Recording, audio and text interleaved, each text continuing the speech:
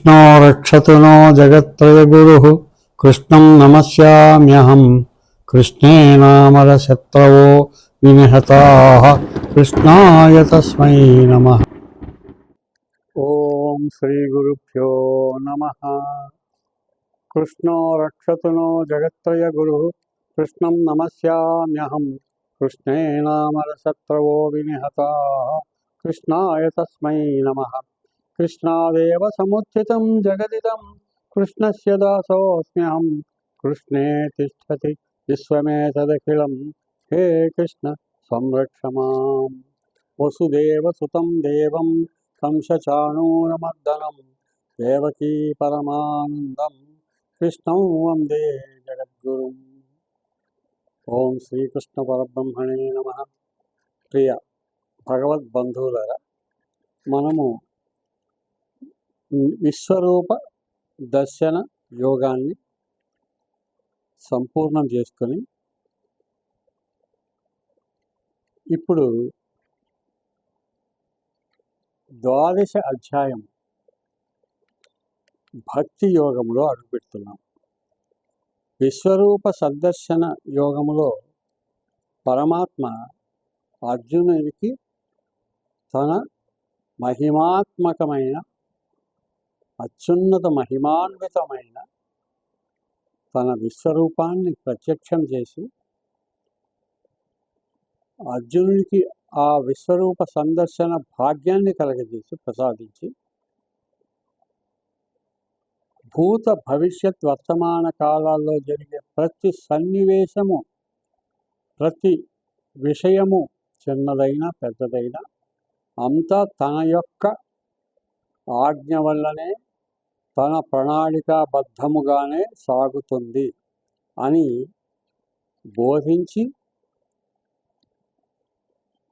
జ్ఞాననేత్రము ద్వారా ప్రదర్శించి అర్జునునికి మహావిజ్ఞానాన్ని ప్రసాదించి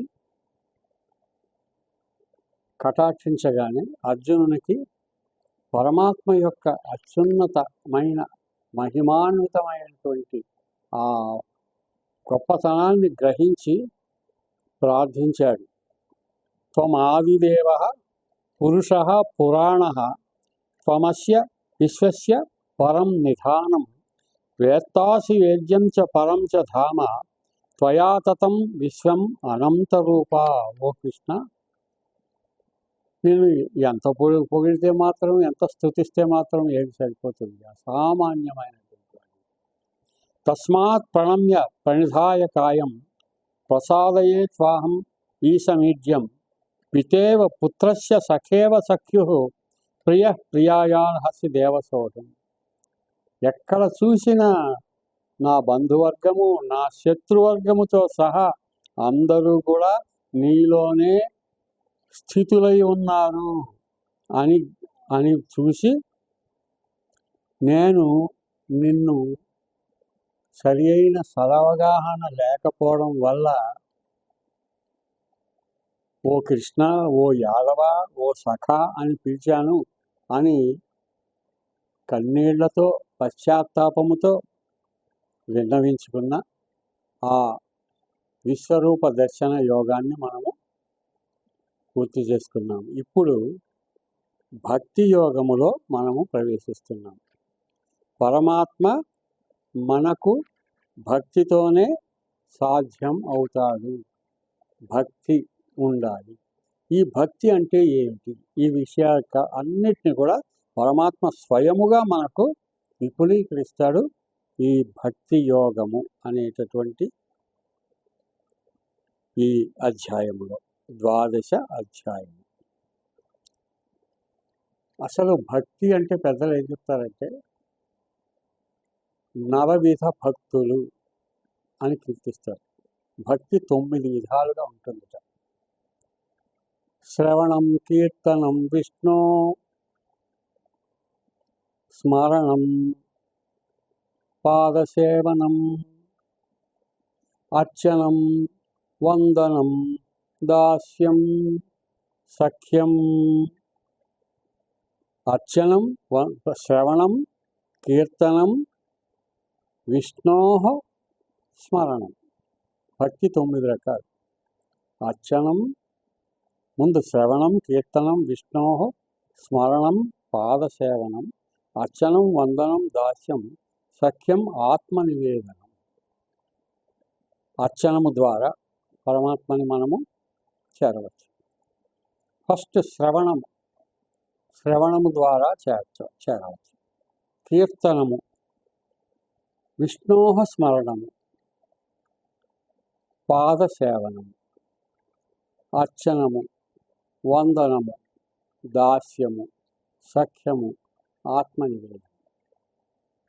ఎంతోమంది భక్తులు ఈ నవవిధ భక్తుల్లో ఏదో ఒక మార్గాన్ని ఎన్నుకొని జీవితాన్ని పునీతం చేసుకున్నారు, కైవల్యాన్ని పొందారు, మోక్షగాములయ్యారు, భగవత్ సాన్నిహిత్యాన్ని పొందారు.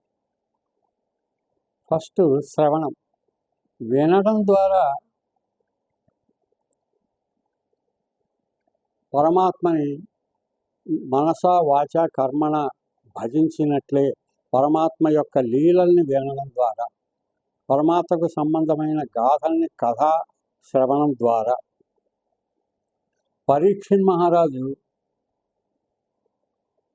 7 రోజుల్లో నీవు చనిపోతావు అనేటటువంటి ఒక శాపాన్ని పొంది ఈ 7 రోజులు ఎలా గడపాలి అన్నప్పుడు సుఖమహర్షి దగ్గర అన్ని గొప్ప విషయాలన్నీ కూడా ఆధ్యాత్మిక విషయాలన్నిటినీ శ్రవణము చేశాడు. శ్రవణం ద్వారా పునీతుడయ్యాడు. కీర్తనం ద్వారా పునీతులైన వాడు నారదుడు, త్యాగరాజు, అన్నమయ్య, మీరాబాయి అందరూ కూడా భగవత్ కీర్తన. విష్ణోః స్మరణం, విష్ణువుని స్మరించుట ద్వారా తరించిన వాడు ప్రహ్లాదుడు. పాదసేవ చేసి తరించిన వాళ్ళు ఉన్నారు. అహల్య రాముని పాదము సోకగానే తిరిగి మళ్ళీ పునరుజ్జీవితం వచ్చింది.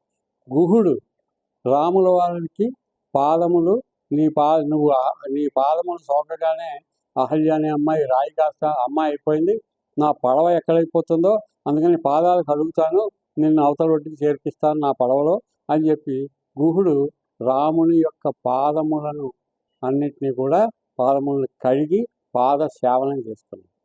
సో అంచేత గుహుడిని ఆశీర్వదించి గుహుడికి మోక్షాన్ని ఇచ్చినటువంటి వాడు పరమాత్మ. సో శ్రవణం, కీర్తనం, విష్ణు స్మరణం, పాదసేవనం. అర్చనము, పూజించుట ద్వారా అనేక మంది భగవద్ ఆరాధనలో అంకితం చేయనటువంటి వాడు.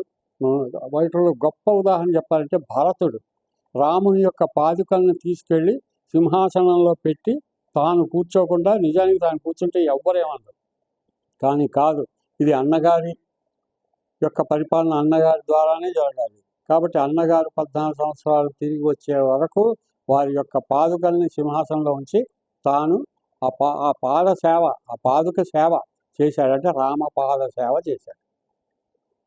రామదాసు మొదలైన వాళ్ళంతా కూడా అనేక రకాలుగా మహాభక్తులయ్యారు. అలాగే అర్చనం, వందనం, నమస్కారం చేయడం వల్ల వందనము చేయడం. ద్రౌపదీదేవికి వస్త్రాపహరణం అవుతున్న సమయంలో చేత్తో ఒక చీర పట్టుకుని ఒక చేత్తో కృష్ణ అని ప్రార్థించింది. కృష్ణుడికి ఇంకా వినపడలే. 2 చేతులు ఎత్తి ప్రార్థించింది, నువ్వు లాగేసుకో వస్త్రాలని అని దుశ్శాసనుడికి వదిలేసి తాను 2 చేతులతో వందనం చేసింది, కృష్ణ అని ప్రార్థించి శరణు తెచ్చింది.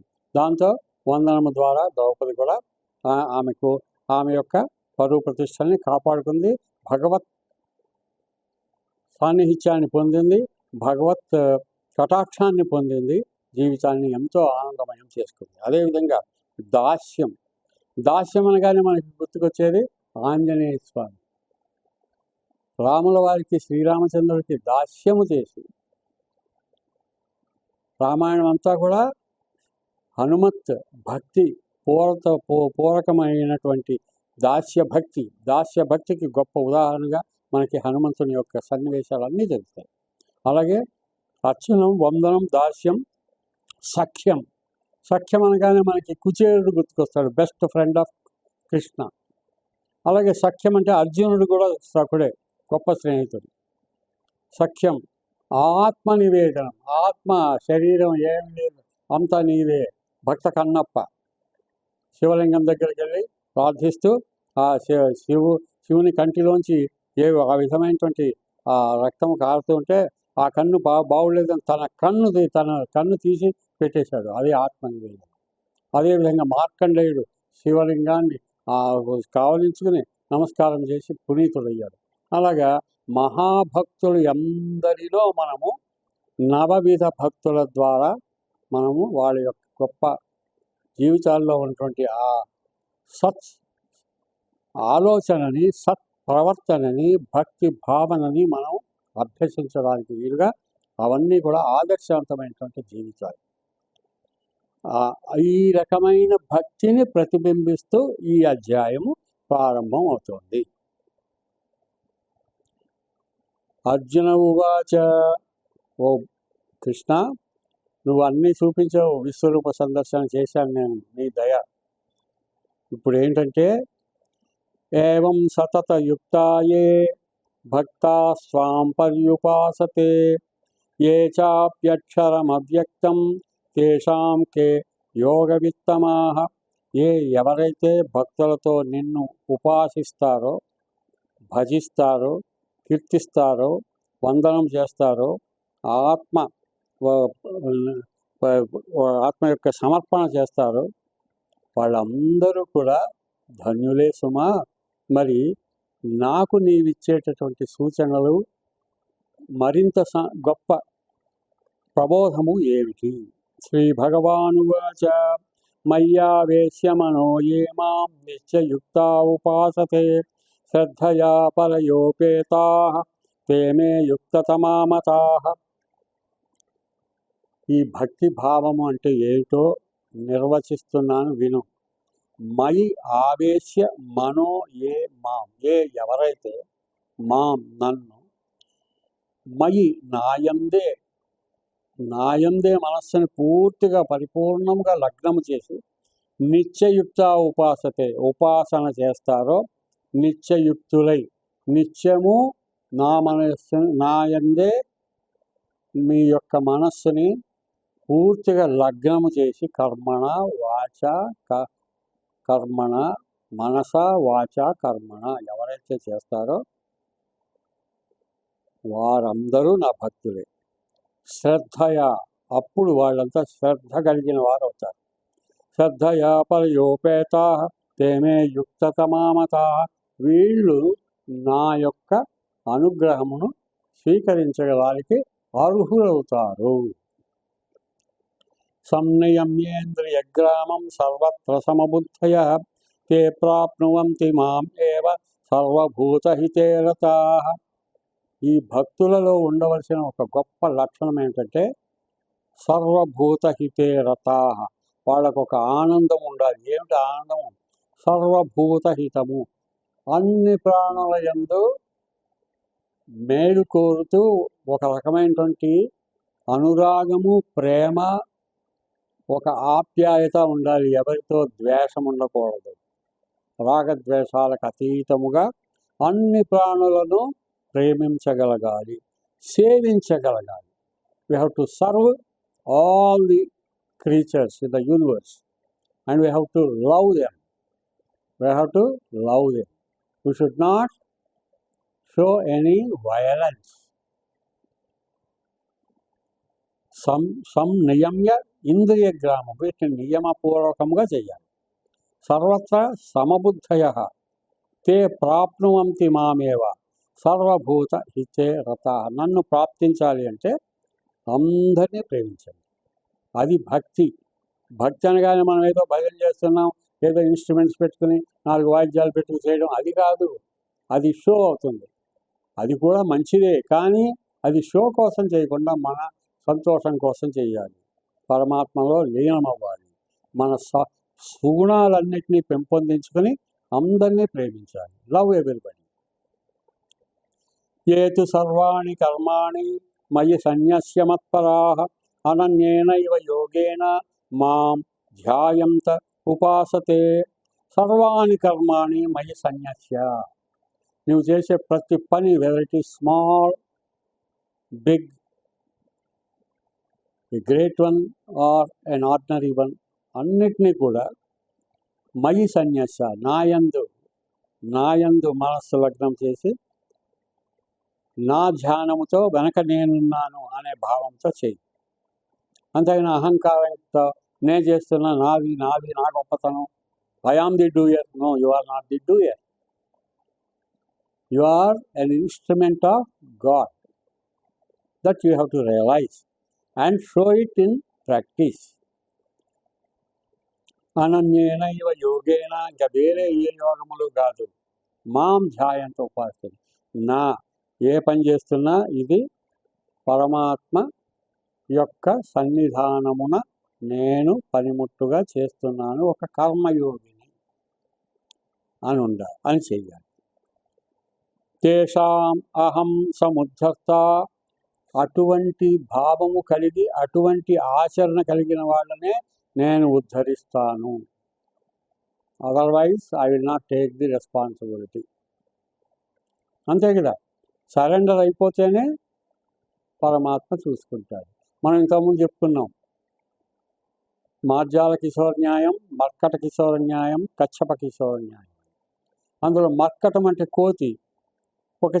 కోతిని పట్టుకుని, తల్లిని పట్టుకుని పిల్ల అలా ఉండిపోతుంది. తల్లిదే బాధ్యత, జాగ్రత్తగా తీసుకెళ్తుంది తల్లి అలా. ఎందుకంటే భగవంతుని అలా మనం పట్టుకోవాలి. పట్టుకున్నట్టయితే ఆ తల్లి ఎలాగా పిల్లని చూసుకుంటుందో అలా. అలాగే పరమాత్మకి మనం లొంగిపోవాలి, సరెండర్ అయిపోవాలి, మనస వాచ కర్మ అని. ఈ విధంగా నువ్వు కనుక అలా చేస్తే నీకు జీవితంలో కొన్ని సంకట స్థితులు, కష్టాలు వస్తాయి. ప్రతి మనిషిలోనూ కుటుంబంలో కష్టాలు ఉంటాయి. అనుకున్న పనులు అవ్వవు, అనుకున్న రిజల్ట్స్ రావు, ఏవో ప్రాబ్లమ్స్ వస్తాయి, ఏవో విరోధాలు వస్తాయి, ఏవో నిరాశలు కలుగుతాయి. ఏదో అనుకున్న పనులు కాకపోవడం వల్ల డిసప్పాయింట్మెంట్ అవుతుంది. ఏదో ఒక బాధ లేకుండా ఏ కుటుంబము, ఏ వ్యక్తి, ఏ జీవితము ఉండదు. అప్పుడు మనం ఏం చేయాలి? పరమాత్మ నీవే నాకు దిక్కు, నీవే తప్ప ఇతః పరం వెలుగా అని ప్రార్థిస్తే పరమాత్మ చూసుకుంటాడు. Surrender to God.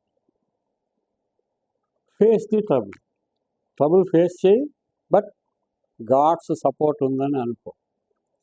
అథ చిత్తం సమాధాతుం న శక్నోషి మయి స్థిరం, అభ్యాసయోగేన తతో మామిచ్ఛాప్తుం ధనుంజయ. శ్రీకృష్ణ పరమాత్మ ఎంత దయావంతుడంటే, నా మీదే అన్ని వదిలిపెట్టు అని అన్న తర్వాత చాలా ఎంత దయ అంటే పరమ కరుణామూర్తి. కాబట్టి నువ్వు వెంటనే నేను చెప్పిన మార్గానికి రాలేకపోవచ్చు. చిత్తం సమాధౌతం నా శక్నోషి, నీకు వెంటనే నమ్మకం కలగకపోవచ్చు. నాకే అన్నీ సరెండర్ చేసి పరమాత్మే అని పూర్తిగా నువ్వు నిశ్చయుక్తుడవై ఉండలేకపోవచ్చు. కానీ అభ్యాసం చేస్తే, ప్రాక్టీస్ చేస్తే, నిరంతరం అదే ఆలోచనలో ఉంటే ఆటోమేటిక్గా నీ మనస్సు లొంగుతుంది. నువ్వు నీ జీవితంలో నాకు పూర్తిగా అర్పణ చేసిన జీవితాన్ని అనుభవించగలుగుతావు. అభ్యాసయోగేన తతో మామిచ్ఛాప్తుం ధనుంజయ. కాబట్టి డూ ప్రాక్టీస్. ఇది వెంటనే బిగినింగ్లోనే నువ్వు అలా అయిపోవాలి అని నేనేమి నీకు ఆర్డర్ వేయట్లే. మెల్లిగా ప్రాక్టీస్ చేయి. Practice makes everyone perfect. అభ్యాసయంతో కౌంతేయ. కాబట్టి ఎంత ప్రాక్టీస్ చేస్తే, ఎంత మనము ఆచరిస్తూ ఉంటే అంత మనకి సుకరం అవుతుంది. ఒక 10 కిలోమీటర్ల దూరం, అయ్యి బాబా అంత దూరం ఏం నడుస్తాం అని అనుకుని ఇంట్లో కూర్చునే బదులు నడవడం మొదలెడితే నడిచిన కొద్దీ దూరం తగ్గుతుంది. కొంతసేపటికి 10 కిలోమీటర్లు నడవగలుగుతాం. సో ప్రాక్టికల్గా చెయ్యడం మొదలు పెట్టాలి. చెయ్యలేమనుకుని ఇంట్లో కూర్చుంటే ఏ పని అవ్వదు. ఇది మనకి ప్రాక్టికల్ లైఫ్. పరమాత్మ అనేటటువంటి విషయాన్ని ఆధారం చేసుకుని మనం జీవితంలో ఎలా ఉండాలో కూడా చెప్తున్నారు శ్రీకృష్ణుడు. అభ్యాసేపి అసమర్థోసి మత్కర్మ పరమో భవ, మదర్థమిపి కళ్యాణి కుర్వన్ సిద్ధమవాప్స్యసి. ఇంకా ఎంత దయామయుడో చూడండి. మీరు ప్రాక్టీస్ చేయండి, మెల్లిగా చేయండి అని చెప్పి మనని చక్కగా ఒప్పించడానికి ప్రయత్నం చేస్తూ కూడా ఇంకా మన లెవెల్కి దిగిపోతున్నారు ఆయన. అభ్యాసేపి అసమర్థోసి, నువ్వు ప్రాక్టీస్ చేయడానికి కూడా అసమర్థుడు అనుకో, నీకు ప్రాక్టీస్ చేయడం కూడా రాదనుకో. మత్కర్మ పరమోభవ, ప్రాక్టీస్ చేయకపోయి సరే ఈ పని అంతా కూడా పరమాత్మే అని అనుకోచాలి. మదర్థమపి కళ్యాణి, ఇది దేవుడికే అని అనుకుంటే కుర్వన్ బుద్ధిం అవాప్స్యసి, సిద్ధిం అవాప్స్యసి, నీకు సిద్ధి బుద్ధి అన్నీ కూడా కలుగజేస్తాను. నువ్వు మనస్సులో అనుకున్నా చాలు. ఒకసారి మంచి అనుకుంటే ఆ మంచి యొక్క బలం వల్ల ఆ మంచి ప్రవర్తనలో కూడా అది చక్కగా ప్రతిబింబిస్తుంది అని శ్రీకృష్ణ పరమాత్మ చెప్పారు. ఒక ఆయన ఓ చెప్పులు కుట్టేవాడు ఉన్నట్టు. అతనికి దేవుడిని కీర్తించాలని ఉంది, కానీ చిన్నప్పటి నుంచి చదువుకోలే, మంత్రాలు చదువుకునే ఆ నోట రావు, శ్లోకాలు చదవడం రాదు, ఏదో జరిగి పెరిగాడు. ఒక మహాపండితుడు ఒక ఆయన వస్తే ఆయన అడిగట, ఆయన చెప్పులు కుట్టించుకోవడానికి వస్తే, స్వామి నాకు మంత్రాలు చదవడం రాదు, మామూలు మాట్లాడడమే రాదు, మరి ఎలాగా, నాకు దేవుడికి నమస్కారం పెట్టాలని ఉంది, ప్రార్థించాలని ఉంది, నాకు దేవుడు 24 గంటలు గుర్తుకొస్తున్నాడు, అది ఆయన యొక్క గొప్పతనం అని అంటే, ఈయన అన్నట్ట, ఏమి లేదు, నీకు ఒక మాట చెప్తాను, ఆ మాట అంటూ ఉండు. అంతా నువ్వే, నాదేం లేదు, ఇదే అనుకో. అంతా నువ్వే, నాదేం లేదు, అంతా నువ్వే, నాదేం లేదు. ఇక మనస్ఫూర్తిగా ఆ ఉపదేశం పొంది, అది మామూలు మాటే, అది అనుకుని అంతా నువ్వే, దేవుడా నువ్వే మొత్తం అంతా, నాదంటూ ఏమీ లేదు. భగవద్గీత యొక్క భావం అదే, సర్వవేదాల సారము అదే, ఉపనిషత్తుల సారము అదే, అంతా అదే తీసుకొచ్చి చిన్న మాటలో చెప్పాడు ఆ మహానుభావుడు. చెప్పగానే ఈయన అదే అనుకుంటూ చేస్తూ వస్తే ఈయనకి చక్కగా ఆ వృత్తిలో ఆదాయం అది పెరిగింది, చక్కగా ఉంది, ఏమి గర్వం రాకుండా ఎప్పుడు అంతా నువ్వే నాదేం లేదు, అంతా నువ్వే నాదేం లేదు అనుకుంటూ చక్కగా పని చేస్తున్నాడు. ఒక చోట గుళ్ళో కొంతమంది దొంగలు పడి ఆ హుడ్డి అవన్నీ తీసుకెళ్ళిపోతూ అక్కడ ఏదో ఒక రాయి ఏదో కనపడింది, దేవుడి విగ్రహం. ఆ రాయి కూడా సంచిలో వేసుకుని దేనికైనా పనికొస్తుందని అవి వేసుకుని వెళుతూ ఉండగా ఆ దొంగల్లో ఒకరికి చెప్పు తెగిపోయింది. సరిగ్గా పక్కనే చెప్పులు కుట్టి ఆయన ఉన్నాడు. ఈయన అంతా నువ్వే నాదేం లేదని చేస్తుంటే ఆయన దగ్గరికి వెళ్ళి చెప్పులు కుట్టించుకుని డబ్బులు ఇవ్వడానికి వీళ్ళకి లోభత్వం. దొంగతనం చేసిన దానికోసం డబ్బులు ఇవ్వచ్చు, కానీ ఇవ్వకుండా ఏం చేశారంటే, ఆ రాయి ఇచ్చి, ఈ రాయి దగ్గర పెట్టుకో, నువ్వు చెప్పులు కుట్టుకోవడానికి దానికి దీనికి ఉపయోగిస్తుంది, మేకులు కొట్టడానికి దానికి అని రాయి ఇచ్చేసి వెళ్ళిపోయారు. అంతా నువ్వే నాదేం లేదు, నాకు ఏమిస్తే అదే అనుకుని సంతోషంగా ఆయన రాయి తీసుకుని ఆ రాయి పెట్టుకుని చెప్పులన్నీ కుడుతున్నాడు, కొత్త చెప్పులు తయారు చేస్తున్నాడు, అన్నీ చేస్తున్నాడు. చేస్తూ ఉండగా ఒక మహాత్ముడు వచ్చి చెప్పులు కుట్టించుకోవడానికి వచ్చి ఈ రాయిని చూసి ఈ రాయి చూడగానే బాబు ఒకసారి అని చెప్పి చేతులు ఇస్తే అది సాలగ్రామం. దాని మీద ఒక ఏదో ఒక భగవంతుడు రూపం కూడా ఉంది. ఈ చెప్పులు కుట్టడానికి తెలియదు, మామూలు రాయిలాగా కాళ్ళ మధ్య పెట్టుకుని దాన్ని కొడుతూ దాన్ని అలా చేస్తున్నాడు. 2 చెప్పు కుట్టేటప్పుడు కాళ్ళ మధ్య పెట్టి అవి చేసి రాయి పెట్టేవి చేసుకుంటారు, అవన్నీ చేస్తుంటే ఆయన చూసి, బాబు నాయన ఇది సాలగ్రామం అంటారు నాయన, ఇది నాకు ఇస్తావా, తీసుకెళ్తాను. అలాగేనండి తీసుకెళ్ళండి, అంతా అయిందే, నాదేం లేదు, అంతా నీదే అని చెప్పి ఆయన ఇస్తే ఆయన మహానుభావుడు, మహా విద్వాంసుడు, మహా గొప్ప జ్ఞాని, ఆయన ఇంటికి తీసుకెళ్ళి, నేను ఎంత జ్ఞానినో, నాకు మా ఇంటికి వచ్చాడు భగవంతుడు చూడండి అని అది మిత్రులందరికీ చూపించి, గర్వంగా అందరికీ చూపించి, ఆయనకు అహంభావం వచ్చింది. అబ్బా నా ఇంటికి వచ్చాడు పరమాత్మ స్వయంగా అని చెప్పి ఇంట్లో పెట్టుకుని పూజించాడు. ఆ రోజు రాత్రి పడుకుంటే కల్లో పరమాత్మ సాక్షాత్కరించి, నాయన నువ్వు అందరికీ చూపించి గొప్పగా గర్వంగా అందరికీ చెప్పావు నేను లభించాలి, కానీ నీ ఇంట్లో నాకు సంతోషం లేదు, శాంతి లేదు. నువ్వు చిన్నగా తీసుకెళ్ళి ఆ చెప్పులు కుట్టే వాళ్ళ దగ్గరికి వాడికే ఇచ్చేసేయి అంటే, అతను మిమ్మల్ని మేకులు ఎత్తి కొడుతున్నాడు, కాళ్ళ మధ్య పెట్టుకుంటున్నాడు, ఏనాడైనా భజించాడా? పరమాత్మని ఎలా చూసుకోవాలి అంటే, అతను నన్ను చక్కగా భజిస్తున్నాడు, నిరంతరం అంతా నువ్వే నాదేం లేదు, అంతా నువ్వే నాదేం లేదని భజిస్తున్నాడయ్యా. నువ్వు ఎన్ని సంస్కృత శ్లోకాలు వల్లించినా, ఎన్ని మంత్రాలు వర్ణించినా అతని హృదయపూర్వకమైన స్థుతి ముందు ఇవేవి పనికిరావు. ఇమీడియట్గా వెంటనే తీసుకెళ్ళి ఆయనకి నన్ను తీసుకెళ్ళి అక్కడ ఇచ్చేసాయి అనగానే మర్నాడు పొద్దున్నే తీసుకొచ్చి ఆయన ఇతని చేతికి ఇచ్చిన, ఆయన నేనేదో జ్ఞానిని అనుకున్నా, నేను జ్ఞానిని కానే కాదు, పరమ అజ్ఞాని.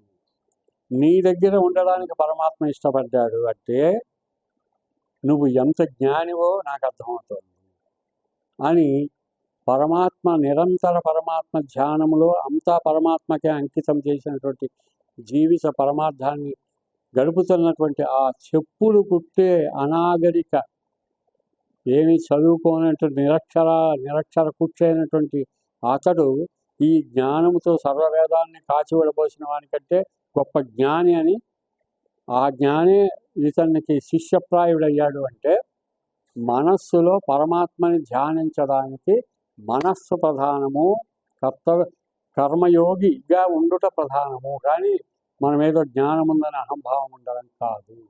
కాబట్టి అభ్యాసము లేకపోయినా ఏదైనా సరే నీ భావము ఏదైతే ఉందో ఆ పవిత్ర భావమును నీవు ఆచరించి నాకు దగ్గర కాగలవు అని ఈ కథలో మనకి పరమాత్మ చెప్తున్నాడు.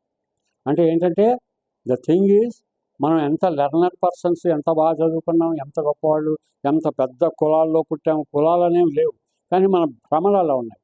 కానీ అనుకోవడం కాదు మనకెంత ధనం ఉంది, అది కాదు. జ్ఞానము ఆచరణలో చూపించగలిగి ఉండాలి.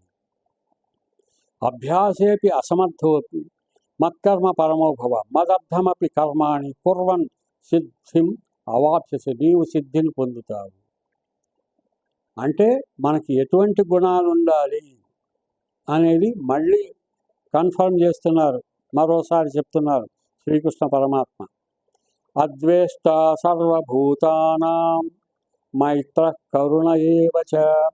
సర్వభూతానాం అద్వేష్ట, అన్ని జీవరాశుల యందు ద్వేషభావము వద్దు. ఎన్నిసార్లు చెప్పారో ఈ మాట మనకి. ఎవరిని ద్వేషించరు, నిన్ను విమర్శించిన వాడిని కూడా ద్వేషించరు, నిన్ను తిట్టిన వాడిని కూడా ద్వేషించరు. ఇంతకుముందు మనం ఒకసారి రామానుజాచార్య కథలో చెప్పుకున్నాం. తన్ని ఎంతో విమర్శించినటువంటి వాటిని కూడా అతని కాళ్ళు పట్టుకుని సంతోషంగా ఉన్నాడు రామానుజాచార్య. ఆ విధంగా నిర్మమ మమకారమునకు జయించు, నిరహంకార అహంకారాన్ని జయించు, సమదుఃఖ సుఖ క్షమి, క్షమించు అందరితో క్షమాగుణం కలిగి ఉండాలి. క్షమించడం అంటే మళ్ళీ మనం ఏదో క్షమించగలిగే గొప్పవాళ్ళం, క్షమాగుణం కలిగి ఉండాలి. అంటే అందరితో స్నేహభావం కలిగి ఉండాలి. ఎవరిలో తప్పులు వెతక్కు, don't search for the sin in others. సమదుఃఖ సుఖ, దుఃఖాన్ని ఎలా అనుభవిస్తున్నావో సుఖాన్ని ఎలా అనుభవిస్తావు అనేది ఎక్కువ తక్కువ ఉండకూడదు. సుఖాలని సమానంగా, దుఃఖం వచ్చినప్పుడు కుంగిపోవద్దు, సుఖం వచ్చినప్పుడు పొంగిపోవద్దు. కుంగిపోవడం పొంగిపోవడం రెండిటికి అతీతంగా ఉండి ఒక సర్వసామాన్యముగా ఉంది. అద్వేష్ట సర్వభూతానాం మైత్ర కరుణ ఏవచ, అందరితో మిత్రత్వము, కరుణత్వము, నిర్మమ, నిరహంకార, అహంకారం ఉండకూడదు, సమదుఃఖ సుఖక్షమి. కాబట్టి ఈ విషయాలన్నీ కలిగి ఉన్నవాడు భక్తుడు. అదే నిజమైన భక్తి. నేను ఎంత డొనేట్ చేశాను ఈ దేవాలయానికి, ఎన్ని వేలు ఇచ్చా, ఎన్ని లక్షలు ఇచ్చా, నా పేరు రాశారా లేదా, ఇదంతా అహంకారం. నువ్వు ఏమీ ఇవ్వలేకపోవచ్చు, పరమాత్మకి ఒక్క పువ్వు ఇవ్వచ్చు. పత్రం పుష్పం ఫలం తోయం అన్నారు ఇంతకుముందు. పత్రము, ఒక పుష్పము, ఒక ఫలం ఇచ్చినా చాలు. ఇవ్వకపోయినా మానసిక పుష్పాన్ని ఇవ్వచ్చు. మనస్సునే పత్రముగా భావించి, ఫలముగా భావించి, తోయముగా భావించి ఏ విధంగా అయినా చేయొచ్చు. కాబట్టి భక్తి భావము అనేది అవసరము. ఇంకా అర్థం కాలేదా? చెప్తా విను. యోన హృష్యతి నద్వేష్టి నశోచతి నకాంక్షతి శుభాశుభ పరిత్యాగి భక్తిమాన్య సమే ప్రియ. చాలా గొప్ప శ్లోకం ఇది. భగవద్గీత సారాంశమంతా ఈ ఒక్క శ్లోకంలో ఉంది. యోన హృష్యతి, ఆయన దానికి కాని దానికి నేనని గొప్పలు పోయి ఆనందపడిపోతూ ఎగురుతూ పొంగిపోతూ నో. ఎవరైతే అలా కాకుండా గంభీరముగా ఉంటారో, నద్వేష్టి, ఎవరిని ద్వేషించకుండా, ద్వేషభావానికి అతీతము. ద్వేషం అనేది వద్దు. ఎవరైనా మనల్ని విమర్శిస్తే ఆ గుణం మనలో ఉందేమో, అది పోగొట్టుకుని మంచివాళ్ళం అవుదాం అని అనుకోవాలి. కానీ అంటే పాజిటివ్ అవుట్లుక్ ఉండాలి మనకి. ఏది ఉండాలి? పాజిటివ్. నెగిటివ్ ఆస్పెక్ట్ ఉండకూడదు, నెగిటివ్ యాటిట్యూడ్ ఉండకూడదు. Positive, take everything positive. కష్టం వచ్చింది, ఇదొక గుణపాఠం. ఎవరో ఏదో అన్నారు, నాలోనే ఏదో లోపం ఉంది. ఈ క్షమాగుణం, ఈ ఓర్పు గుణం, ఈ క్షమాగుణం, ఈ సహన గుణం మనలో ఉంటే మనం పరమాత్మకి చేరువలు అవుతాం. పరమాత్మ మన హృదయంలో తిష్ట వేసి ఉన్నట్టు రుజువు అవుతుంది. నా శోచతి, అయిన దానికి కాని దానికి బాధపడిపోతే విచారంగా ఉండద్దు. నా కాంక్షతి, దేన్ని కోరుకోకు, ఏదొస్తే అదే నీకు పంచపక్ష పరమానందం. అది భగవత్ ప్రియము, భగవద్ దత్తము. దత్తం అంటే ఇవ్వబడింది, భగవంతుని చేత ప్రసాదితము, భగవత్ ప్రసాదితం. రిసెప్టివ్ కెపాసిటీ, దాన్ని ఏమంటాము? స్వీకరణ సామర్థ్యం ఉండాలి. కష్టం ఇచ్చావా, ఓకే. సుఖం ఇచ్చావా, ఓకే. అది మానవులకే సహజం, మనం మానవులం కాబట్టి మనకి చేయాలి. శుభ అశుభ పరిత్యాగి, శుభం అశుభం అని దేన్ని అనుకోవద్దు, అన్నిటికీ అతీతంగా ఉండాలి. అటువంటి వాడిని భక్తిమాన్ యస్ సమే ప్రియ, అటువంటి భక్తుడు నాకు ప్రియాతి ప్రియుడు. అర్జున, నువ్వు నాకు ప్రియాతి ప్రియుడు. అందువల్లే విన్నావు ఇంత ఓపికగా, కాబట్టి నువ్వే నాకు ప్రియాతి ప్రియుడు. నీ వల్లే అందరూ ఉండాలి.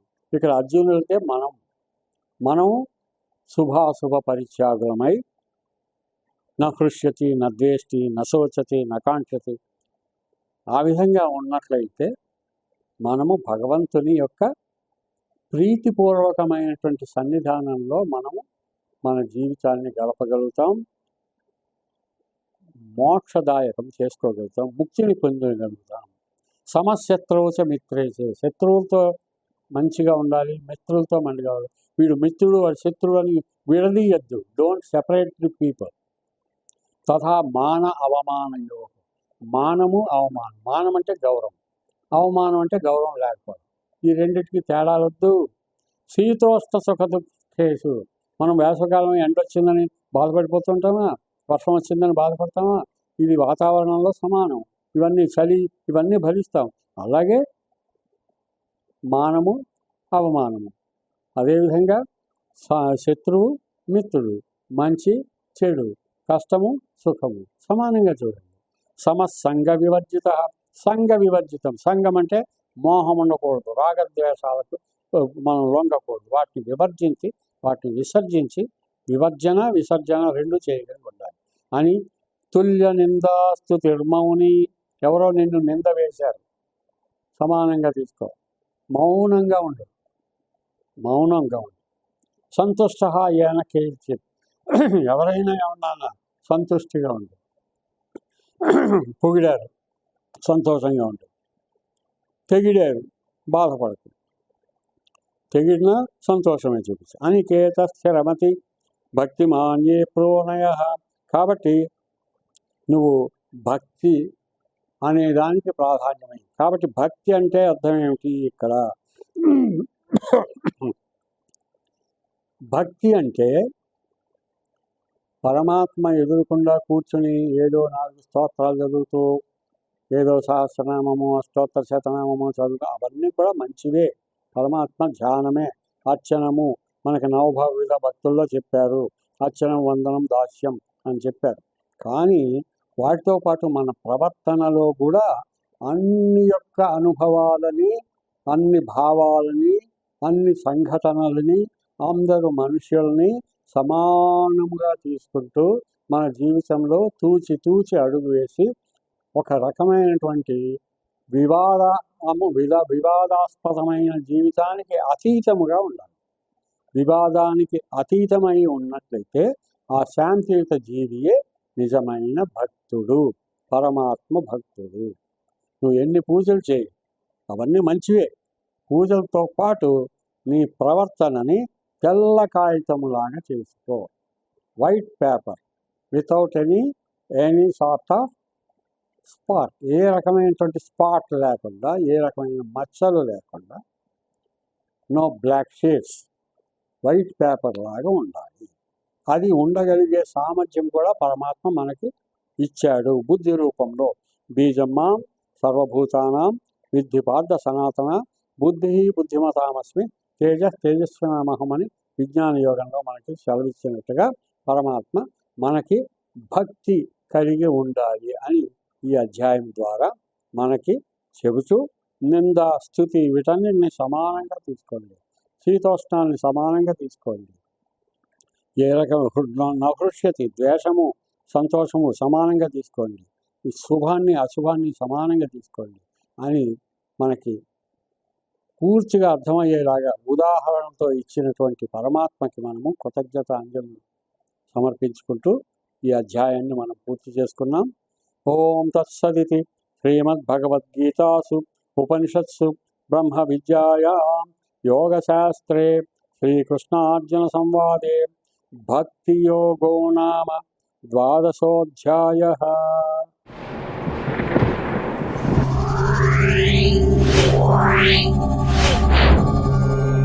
Wow.